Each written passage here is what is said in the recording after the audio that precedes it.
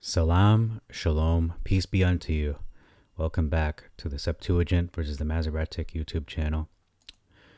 Today we're looking at Joshua chapter 20. There are 9 verses, so this will be a very short video.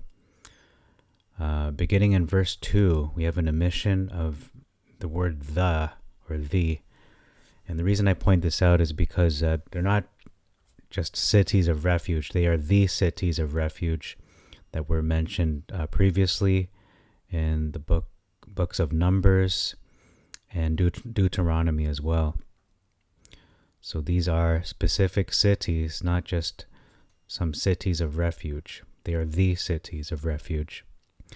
As well, there's an addition of by the hand of Moses. They were just spoken to the people of Israel, the children of Israel, by Moses, not by his hand. Our first big difference is found in verse 3. It says here, "The slayer shall not be put to death by the avenger of blood until he have stood before the congregation for judgment." So that was omitted in the Masoretic version for this verse. However, this is the statement regarding how the slayer is to be put to death by the avenger of blood until he have stood before the congregation for judgment. That is mentioned in the Masoretic. Just to be fair, it is mentioned in Numbers and Deuteronomy, I believe. But I'm sure it is mentioned in Numbers, and we're going to see that later on. So the next verses, the preceding verses 4 to 6, they are absent from the manuscript in the Septuagint.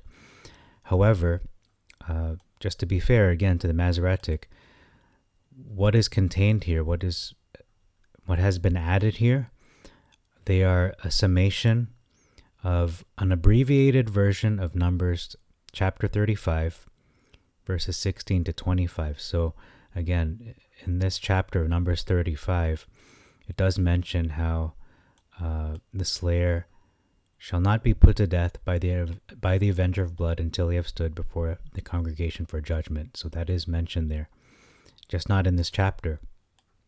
In verse 7, Joshua is given credit as the one who separated Kadesh in Galilee. It's not the children of Israel. It's Joshua who is the leader of the people, taking the place of Moses. He is the leader, and he did this separating of Kadesh and Galilee, as well as the other places for the purposes of the cities of refuge that were mentioned at the beginning of the chapter. There's an addition in verse 8 of by Jericho eastward. And then the last verse we're going to look at is a significant difference. In verse 9, it says, for judgment. So that was omitted. He should stand, I should say, he should stand before the congregation for judgment. So the slayer of blood is to stand before the congregation for a specific reason and purpose, which is judgment. And that is hard to grasp if you're just reading the Masoretic edition. It says here, the avenger of blood, I should say, let me just rewind here. Whosoever kills any person, so the slayer might flee to these cities and not die by the hand of the avenger of blood until he stood before the congregation. So he's not just going to stand there and then get killed. No, there's due process, and that process is standing before the congregation for judgment.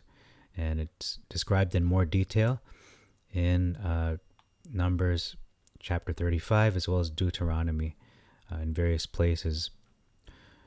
So that's all for this video. Thank you very much for your time. Please like and subscribe to like this video and subscribe to this channel if you have not already. If you have, thank you very much for your support. This is the only ministry on this planet that is looking, and I'm kind of shocked to even say this, but this is the truth.